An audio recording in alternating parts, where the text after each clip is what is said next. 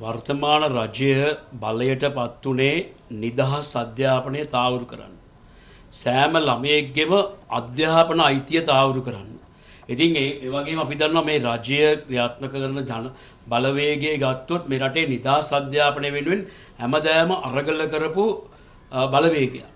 ඒක අද වෙනකොට ආණ්ඩුව තීරණයක් කරන් තියෙනවා මේ රටේ තියෙන කුඩා පාසල් වහන්න. මේක ඊටාම බරපතල සෝචනීය තත්වයක්. අපි දන්නවා දැන් අධ්‍යාපන අමාත්‍යාංශය නිකුත් කරලා තියෙනවා චක්‍රලේඛයක් විශේෂයෙන්ම 13/2025 කියලා චක්‍රලේඛයක් නිකුත් කරලා තියෙනවා. ඒතර මේ චක්‍රලේඛේ නිකුත් කරලා තියෙන්නේ 2025 4 වෙනි මාසේ නිකුත් කරලා තියෙන්නේ දැන් තමයි ඒක එළියට අවිල්ලා තියෙන්නේ. දැන් ඒතකොට දැන් මේ චක්‍රලේඛය තුල පැහැදිලිවම සඳහන් කරලා තියෙන කාරණාව තමයි පාසල් తాවකාලික වසා දැමීම. දැන් මේ පාසල් తాවකාලික වසා දැමීමේදී කටයුතු කළ යුතු ආකාරය පැහැදිලිව සඳහන් කරලා තියෙනවා. ඒකේ සඳහන් කරන එක තමයි Taman පදිංචි ස්ථානයේ ආසන්නයේ පීඨ ඇති සියලු පාසල්වල ගුණාත්මක අධ්‍යාපනයක් ලබා දීම තාවුරු කළ හැකි සක්‍රියව ක්‍රියාත්මක වන පාසලක් සෑම ළමයට ලබා දීම පාසල් විචාරක කිරීමේ අරමුණ වේ. එම අරමුණ සහිත වසර 3කට වරක් පළාතේ පාසල් විචාරක කිරීම පළාත් අධ්‍යාපන අධ්‍යක්ෂින් කළ යුතුය. වසර 3කට වඩා එහිදී හඳුනා ගන්න ලබන ශිෂ්‍ය සංඛ්‍යාව ඉතාමත් අවම ඒක ශිෂ්‍ය පිරිවැය ඉතා ඉහළ පාසල් తాවකාලික වසා දැමීම සඳහා පාත කරුණු තෘප්ත වන්නේ නම් පළාත් විව කමිටුව අධ්‍යාපන උසස් අධ්‍යාපන වෘත්ති අධ්‍යාපන මාසේ විවෘත කමිටුවට සලකා බැලිය හැකියි. එය ළමයෙකුට යන ඒක පුද්ගල ශිෂ්‍ය පිරිවැය වැඩි වෙනවා නම් කියන්නේ කුඩා පාසලක ගුරුවරු තියන් හිටියාම ඒකේල වියදම වැඩි. ඒක නිසා ඒක පුද්ගල ශිෂ්‍ය පිරිවැය වැඩි වෙනවා නම් මේ පාසල් වහන්න කියලා මේ කියන්නේ. එතකොට ඒකේ සඳහන් කරන එක තමයි ශ්‍රේණියක සාමාන්‍ය සංඛ්‍යාව 10ට අඩු මුළු ශිෂ්‍ය සංඛ්‍යාව 50ට අඩු පාසලක් වීම. ඒ වහන්න බාන්න. ඒ පාසල පීටි ස්ථානයේ කිලෝමීටර් 5ක අරයක් තුල පීටි පාසල් වසා දැමීම සලකා බලනු ලබන අතර පාසල් වර්ගයට සමාන උසස් පාසලක් පීඨා තිබීම. ඒ කියන්නේ දැන් ඒකේ කිලෝමීටර් 5ක අරයක් තුල වෙන පාසලක් තියෙනවා නම් කිලෝමීටර් 5ක් තුල ඒ ළමයා වෙන කිලෝමීටර් 5කට ඈතකට යවන්න කියලා කියන මේ ඉස්කෝල වහලා. එතකොට දැන් මේ කිසිදු ශිෂ්‍යයෙකුට පාසල් අධ්‍යාපන බාධාවක් නොවන පරිදි වසා දැමීමට යෝජිත පාසල් අධ්‍යාපන ලබන සිසුන්ට උන් පාසලෙන් ප්‍රවේශ වී සුදුසු පාසලක් ඇතුළත් කිරීම සිදු කළ යුතුය. වෙනත් පාසලකට ඇතුළත් කරන්න කියලා තමයි මේ කියන්නේ. එතකොට දැන් මේ ආණ්ඩුව මේ රටේ තියෙනවා අපි දන්නවා ළමයි 50ට අඩු පාසල් 1500කට ආසන්න ප්‍රමාණයක්. එතකොට දැන් මේ ආණ්ඩුව මේ සූදානම් වෙන්නේ මේ 1500 ඉස්කෝල වහන්නද?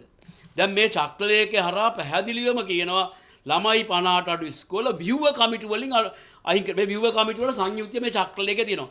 ව්‍යුව කමිටුවේ ඉන්නේ කවුද? අධ්‍යාපන නිලධාරීන්. මේ ව්‍යුව කමිටුවේ ඉන්නේ අධ්‍යාපන නිලධාරීන්. ඒතර අධ්‍යාපන නිලධාරීන් මහජන නියෝජිතයෝද? දැන් පහුගිය කාලේ පළාත් සභාවල ව්‍යුව කමිටු වල හිටියේ පළාත් සභා මන්ත්‍රීවරු. ඒතර මහජන නියෝජිතයෝ ඉන්නවා. මේ ව්‍යුව කමිටු වල ඉන්නේ කවුද? කලාප අධ්‍යක්ෂක, නියෝජ්‍ය අධ්‍යක්ෂක සැලසුම්. එතකොට දැන් මේ නිලධාරීන් කවුරු කියන එකද කියන්නේ? ආණ්ඩුව කෙනෙක් කරන්නේ. මහජන නියෝජිතයෝ මෙතන ඉන්නවද? නැහැ. එතකොට අපි ගත්තොත් දැන් අධ්‍යාපන අමාත්‍යාංශ විව කමිටුවේ තියෙන නිලධාරීන් කණ්ඩායමක් විතරයි ඉන්නේ. මේ චක්‍රලේඛයට අනුව සියලු නිලධාරීන් තමයි පළාත් විව කමිටුවේ තියෙන නිලධාරීන්. එතකොට නිලධාරීන්ට ආණ්ඩුව උපදෙස් දුන්නාට පස්සේ ඒ නිලධාරීන් විසින් තීරණයක් ගන්නවා මේ පාසල් වහන්න. ඒක වැහුවට පස්සේ පාසල් එතකොට මේ පාසල් වල ළමයි කවුද වගේ කියන්නේ මේ ළමයි සියලු දෙනා වෙනත් පාසලකට යයි කියලා. ගියේ නැත්නම් එක ළමයෙක් කාරි ගියේ නැත්නම් එතකොට එයාගේ අධ්‍යාපන අයිතිය මොකද වෙන්නේ? ඒ සම්බන්ධයෙන් ගන්න ක්‍රියාමාර්ගය මොකද? අපි දැක්කා ජනාධිපතිතුමා නම් කිව්වා බස් දාලා අරන් යනවා කියලා තැන් වලට. එහෙම බස් දාලා අරන් යනවද? ඒකේ තත්ත්වය මොකක්ද? බස් දාලා අරන් යනවා කිව්වා ක්‍රමවේදයක් හදනවා කිව්වා. නමුත් දැන් කියන්නේ කලාප යුව කමිටුව, පළාත් යුව කමිටුව, අධ්‍යාපන අමාත්‍යාංශ යුව කමිටුව තීරණයක් ගන්නවා ඉස්කෝල වල දානවා. ඒ යුව කමිටුවේ නිලධාරීන්. එතකොට දැන් මේ වගේ පාසල් වහන්නද මේ රජයේ බලයටපත් වෙලා තියෙනවා. අපි දන්නවා දැනටමත් පාසල් කීපයක්ම වහලා තිනවා. යාපනයේ අපි දන්නවා තිරුනෙල්වේලි වල පාසලක් බාලා ටවර් රෝල් පදනමට දීලා තියෙනවා. ඒ වගේම ගම්පා පාසලක් වහලා වික්‍රමාරච්චි ආයුර්වේද ආයතනයට දීලා තියෙනවා. දැන් වගේ දෙන්න කටයුතු කරමින් යන සමහර අය මේ වගේ දැන් මේ මොකද්ද මේ කරන්නේ? එතකොට මේ ආණ්ඩුව බලයටපත් කරේ පාසල් වහන්නද? අපි දන්නවා දැන් විශේෂයෙන්ම පැවති ආණ්ඩුව. එතකොට අපි දැක්ක අධ්‍යාපන අමාත්‍යාංශය 2020 ඔක්තෝබර් මාසේ වාර්තාවක් නිකුත් කරලා තියෙනවා. මේ වාර්තාව මොකද ශ්‍රී ලංකාවේ කුඩා පාසල් වර්තමාන තත්ත්වය සහ පාසල් වැසී යාම වැළැක්වීම පිළිබඳ ගත යුතු ක්‍රියාමාර්ග විමර්ශනය කරන්න. මොකද මේ අර්බුදය හැමදාම තිබ්බා. එතකොට දැන් මේ පාසල් දැන් එතකොට දැන් හිටපු අධ්‍යාපන අමාත්‍යවරයා යටතේ ඔවුන් කමිටුවක් පත් කරා. ඒ කමිටුවේ සභාපති යටියේ අතිරේක ලේකම් සැලසුම් ආචාර්ය මధుරා එම් වේහැල්ල ඒ මధుරා එම් වේහැල්ල මහත්මියගේ ප්‍රධානත්වයෙන් කමිටුවක් තිබ්බා. ඒ කමිටුව මේ කුඩා පාසල් විචාරවත් කිරීම පිළිබඳ නිර්දේශ ලබා දුන්නා. ඒ නිර්දේශවල තියෙන්නේ මොකක්ද? මේ පාසල් වහන්න කියලා නෙමෙයි. ඒ නිර්දේශවල තියෙන්නේ 2030 ඔක්තෝබර් මාසෙ දුන්න මේ නිර්දේශවල පැහැදිලිව තියෙන්නේ මේ පාසල් වහන්න නෙමෙයි. අධ්‍යාපන අමාත්‍යාංශයේ කුඩා පාසල් පාලනය කිරීමේ ඒකකයක් අදලා ඒ පාසල් දියුණු කිරීමේ ක්‍රමවේදයක් හදන්න කියලා තමයි ඒ නිර්දේශ කරේ. ඒ පැවති රජයේ වැනි නිර්දේශයක් අරන් තියෙද්දි වර්තමාන රජය ළමයි 50ට අඩු පාසල් වහන්න තීරණය කරනවා නම් මේ ළමයි යන්නේ කොහෙද? අපිට අවශ්‍ය වෙන්නේ දැන් සෑම ළමයෙක්ගේම අධ්‍යාපන අයිතිය තාවුරු කරන්න ඕනේ. යම් විදිහකින් ළමයෙක් පාසලෙන් වෙනත් පාසලකට යන්න බැරි වුණොත් ඔහුට අත්වෙන ඉරණම මොකද්ද? එතකොට අපි දන්න සමහර ළමයි ඉන්නවා වෙනත් පාසලකට දැම්මට යන්නේ නැහැ. එතකොට ඒ සම්බන්ධයෙන් ගන්න ක්‍රියාමාර්ග මොකද්ද? මේ කඩිනමින් කඩිමුඩියේ මේ වගේ චක්‍රලයක ගහලා මේ ලෑස්ති වෙන්නේ ආණ්ඩුව මොකක් සඳහාද කියලා තමයි අපි අහන්නේ. මොකද දැන් මේ අධ්‍යාපනයේ වියදම අඩු කරන්න. ඒක පුද්ගල පිරිවැය වැඩි වෙනවා නම් අඩු කරන්න. එතකොට දැන් මේ IMF එකේ යෝජනාද මේ? අපිට පැහැදිලිව අපි දන්නවා පැවති ආණ්ඩු සියල්ලටම මේ යෝජනාව ආවා. ළමයි 50ට අඩු පාසල් වහලා දාන්න කියලා. කිසිම ආණ්ඩුවක් එකට අත තියන්න ගියේ නැහැ. හැමදාම මේ අත තියන්න යන අවස්ථාවේදී මේ ආණ්ඩුව නියෝජනය කරන බලවේග සහ අපි ඔක්කොම එක්කව වෙලා ඒවා වහන්න දුන්නේ නැහැ. ඉතින් මේ ආණ්ඩුව ඇවිල්ලා මොකද කරන්නේ? මේ වහනවා. පාඩු ලබන රාජ්‍ය ආයතනත් වහන්න යනවා. සමහරව විකුණන්නත් යනවා. මේ කරන්න යන්නේ මොකක්ද? මේ කරන්න යන්නේ පුද්ගලීකරණ අතවැණීමද මේ කරන්නේ? අපි දන්නවා අධ්‍යාපනය සෞඛ්‍ය කියන එක ලාභ ලැබීමක් නෙමෙයි. ඒක ඇවිල්ලා මේ රටේ අනාගතය සඳහා කරන ආයෝජනයක්. එතකොට මේ ඒක පුද්ගල පිරිවැය වැඩි වෙනවයි කියලා අනාගතය සඳහා කරන ආයෝජන නවත්තන්න මේ ලෑස්ති වෙන්නේ. ඉතින් මේක බරපතල ප්‍රශ්නයක් මේක. මේ ආණ්ඩුව මේ වියදම් අඩු කිරීමට අපි දන්නවා සෞඛ්‍ය අධ්‍යාපනයේ ප්‍රවාහනය විදුලිය මේ සියලු මේ සේවාවන් වල ලාභ ලබන්නයි මේ ලෑස්ති වෙන්නේ. ඉතින් මේක බරපතල අර්බුදයක්. අපි පැහැදිලිවම ආණ්ඩුවට කියනවා මේ ක්‍රියාවලිය කඩිමුඩියේ කරන එක නවත්තන්න. දැනටමත් අපි දන්නවා ගම්පා කලාපේ පාසලක් පළාත් අධ්‍යාපන ලේකම්වරයාගේ නියෝග මත වහලා තියෙන්නේ. ඒක සම්පූර්ණ වැරදි. ඒ වගේ මේ පාසල් වහන්නේ කොහමද? ඒක නිසා මේවා නවත්තලා මේ විචාරාත්මක මේ ක්‍රියාවලිය කරන්න කියන එකයි අපි කියන්නේ. මේක මේ රටේ අධ්‍යාපනය සම්බන්ධයෙන් ළමයාගේ අධ්‍යාපනයේ අයිතිය සම්බන්ධයෙන් බරපතල අර්බුදයක් ඇට තමයි අපි දකින්නේ. ඔය දැන් පාසලක දැන් මේ චක්‍රලේඛයට අනුව අපි දන්නවා සමහර පාසල් ළමයි 30ක් ඉන්න පුළුවන් 40ක් ඉන්න පුළුවන් 50ක් ඉන්න පුළුවන්. ඒතර 50ට අඩු සමස්ත ළමයි ටික අයින් කරලා සම්පූර්ණයෙන්ම ඒ පාසල් ඒ ළමයි ටික වෙන පාසලකට ගිහිල්ලා දාන්න කියලා ඔය කියන්නේ. ඒතර ඒකයි මේ කියන්නේ. ඒතර ඉස්කෝලේ වහලා දානවා. ඒතර ඉස්කෝලේ වහලා දැම්මට පස්සේ ඒ පාසලට මොකද වෙන්නේ කියන කාරණාව පැහැදිලි නෑ. අපි දැනට දන්නවා යාපනයේ අර තිරුනෙල්වේලි වල එක පාසලක් වහලා ඒක ටවර් රෝල් පදනමට දෙන්න කටයුතු කරමින් යනවා. දැන් අපි දැක්ක ගම්පා දිස්ත්‍රික්කයේ එක පාසලක් වහලා ඒක වික්‍රමාරච්චි දේශීය වෛද්‍ය විද්‍යාලයට දෙන්න යන විශ්වවිද්‍යාලයට දෙන්න යනවා. ඒ වගේ තමයි දැන් මේ වැඩේ වෙන්නේ. එතකොට දැන් මේවා මොන පදනමින්ද මේවා කරන්නේ? එතකොට දැන් ගම්පා පාසලේ පාසල පමණක් නෙමෙයි එතන තියෙන්නේ. එතන තියෙන ගම්පා පරිගණක සම්පත් මධ්‍යස්ථානය. ඒකේ ගම්පා තියෙන ආදර්ශ විද්‍යාගාරයත් ඒ පාසලේ තියෙනවා. මේ සියල්ල තියෙදි තමයි මේ වික්‍රමාරච්චිකට මේක දෙන්න යන්නේ. ඉතින් අපි අහන්නේ මේක දැන් මේ කවුද මේව තීරණය කරන්නේ? දැන් අපිට මේ විශාල 3-2කට වැඩි බලයක් තියෙනවායි කියලා ඒ බලය පාවිච්චි කරලා පාසල් වහන එක හරියද? අපි අහන්නේ ඒකයි. දැන් මොකද වියදම අඩු කරන්නද මේ කරන්නේ?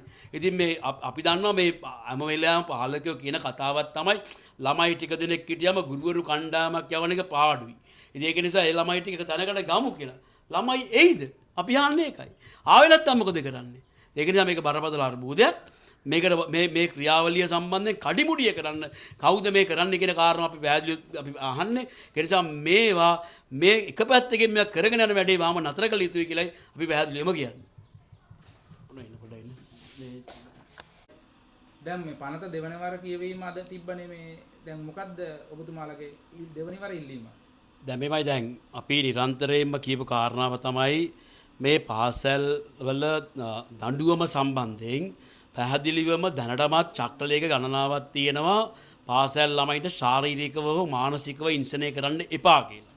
ඒ වගේම තමයි මේ වෙනකොටත් මේ සම්බන්ධයෙන් පොලිසිය වලත් කටයුතු කරලා තියෙනවා. සමහර ගුරුවරු අපි මෑතකදීත් අපි දන්නවා ගුරුවරු අත්අඩංගුවටත් පත් වෙලා තියෙනවා.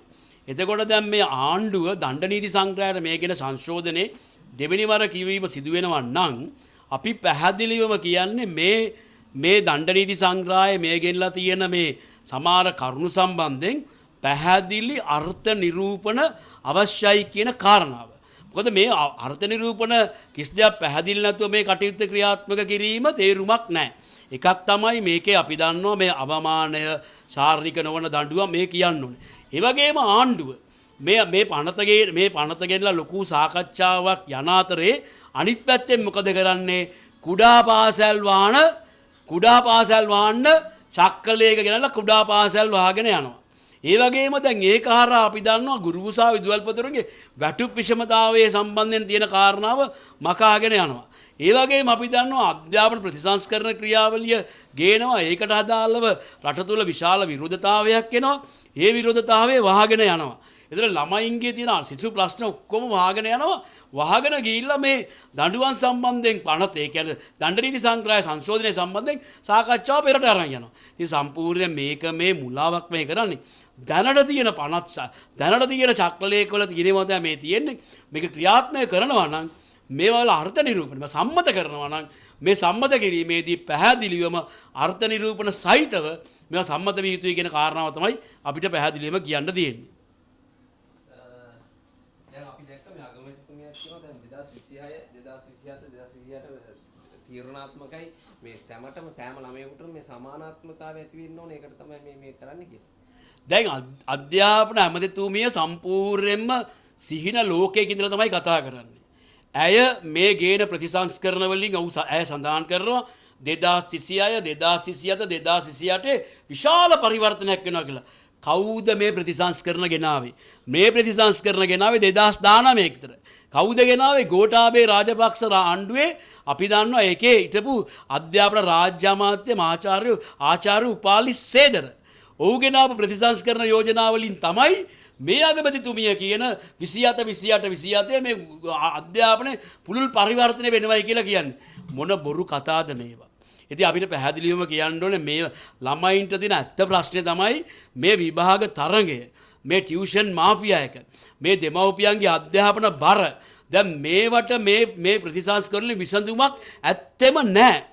මේ විසඳුම් සම්බන්ධයෙන් මේ රටේ අධ්‍යාපනඥයෝ විශ්වවිද්‍යාල ආචාර්යවරු මේ සියලු දෙනා කියන සාකච්ඡාවෙන් තොරව මේ කරන ක්‍රියාමාර්ගයක් මේ සිදු වෙන්නේ. මේක ලබන අවුරුද්දේ 1 සහ 6 වසරේ ක්‍රියාත්මක කරන්න යන්නේ.